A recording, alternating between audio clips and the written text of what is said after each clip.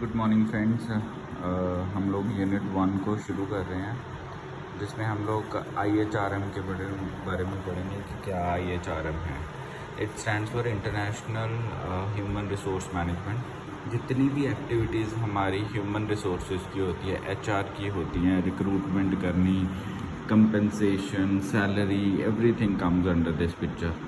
International और domestic में ये डिफरेंस है कि डोमेस्टिक मतलब विद इन कंट्री होता है और इंटरनेशनल मतलब अक्रॉस द कंट्री हम लोग रिक्रूटमेंट, ये सारे प्रोसेसेस जितने भी HRM के अंदर आते हैं हम इंटरनेशनल लेवल पे करते हैं।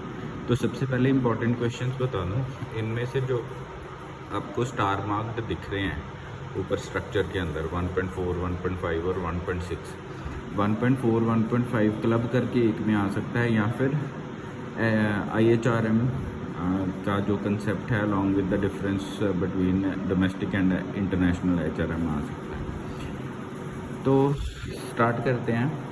What is IHRM? देखो, कोई भी बिज़नेस है उसको कुछ ना कुछ एनवायरनमेंट चाहिए, ठीक है।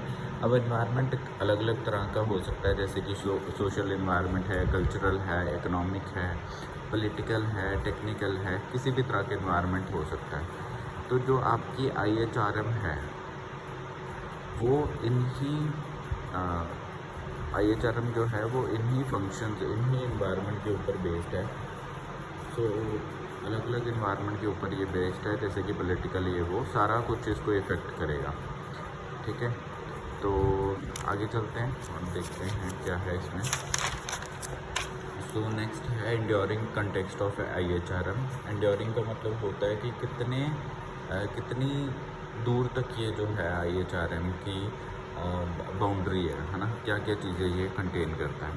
तो सबसे पहले देखो, जो HR प्रोफेशनल्स होते हैं वो एक तरह से जो है पार्टनर्स भी होते हैं बिज़नेस में, क्योंकि सारी रिस्पॉन्सिबिलिटी HRM के ऊपर होती है, चाहे वो डोमेस्टिक HRM है, चाहे वो IHRM है इंटरनेशनल लेवल पे, ठीक है।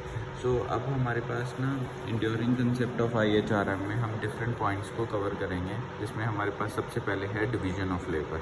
सो डिवीज़न ऑफ लेबर क्या होता है हमारा, ये एडम स्मिथ जो है हमारा, उसकी एग्जांपल के साथ इसको समझेंगे।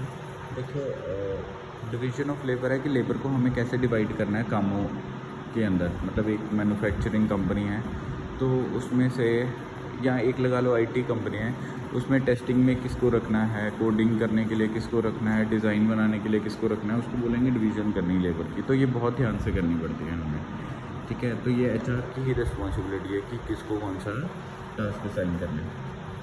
एडम स्मिथ ने जिसने वेल्थ ऑफ नेशन लिखी थी 1776 के अंदर, उसने बोला कि एक एग्जांपल लेके बोला, जैसे पिन मैन्युफैक्चरिंग कंपनी है अगर, तो उसमें हम एम्प्लॉयज़ को, एक ही एम्प्लॉय को सारी रिस्पॉन्सिबिलिटी दे देंगे कि पूरी पिन तूने बनानी है, उसका हेड, उसका पिन है ना, जो आगे से पॉइंटेड होता है, तो वो सारा कुछ एक ही ने बनाना है। तो हो सकता है वो मतलब एक दिन में 10 ही पिन बना पाए, है ना, जस्ट फॉर एग्ज़ाम्पल, ठीक है।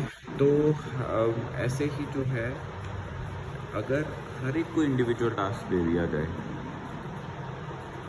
कि कुछ लोगों ने जो है वो हेड बनाना है, कुछ लोगों ने जो है वो पॉइंट बनाना है, तो जो काम है वो इजी हो सकता है। और अगर 10 बंदों को रिस्पॉन्सिबिलिटी, 10 बंदे हैं मेरी कंपनी में, 10 बंदों को अलग अलग रिस्पॉन्सिबिलिटी दे दी जाए तो एक दिन में 48,000 पिन्स बना सकते हैं। जबकि अगर एक बंदे को एक पूरी ही पिन बनाने के लिए दे दे तो हो सकता है 10 बंदे 10 पिन ना बना पाए पूरे दिन में। So this is what a division of labour से। अब चार्ल्स, इसमें एक और एग्जांपल है चार्ल्स बेबेज की। चार्ल्स बेबेज जो है उसने कुछ पॉइंट्स ऐड किए उसी के अंदर, एडम स्मिथ वाले के अंदर। उसने बोला, जो चार्ल्स बेबेज था वो ब्रिटिश मैथमेटिशियन था 1832 के अंदर। उसने कुछ पॉइंट्स ऐड किए, जैसे उसने बोला टाइम को कम करो, वेस्टेज ऑफ मटेरियल को कम करो और अपनी स्किल जो है उसको इन्हांस करो, ठीक है। तो मेन फोकस उसका क्या था कि स्किल्ड लेबर लगाओ, जिसमें ज़्यादा है काम है। जैसे मेरा अगर प्रोफेशन कोडिंग है तो मुझे कोडिंग में ही जो है अपने हाई स्किल्स अटेन करने चाहिए। तो उससे क्या होगा, आपकी जो ओवरऑल डेवलपमेंट है, ओवरऑल जो आपकी क्षमता है काम करने की, वो बढ़ जाएगी। तो उसके बाद एक और एग्ज़ाम्पल है रॉबर्ट टावन की। 1789 में एट द एज ऑफ 18 उसने क्रिटिसाइज़ किए कुछ पॉइंट। उसने बोला कि चाइल्ड लेबर नहीं होनी चाहिए, 13 आवर वर्क नहीं होना चाहिए। तो इंस्टेड जो है इंस्टेड जो है मशीन के साथ जो है हमें काम करना चाहिए, ठीक है। So these were some of the responsibilities जो हमें ध्यान में रखनी चाहिए। So that's all about this lecture. Next में हम लोग कवर करेंगे नेक्स्ट मंथ। Thank you.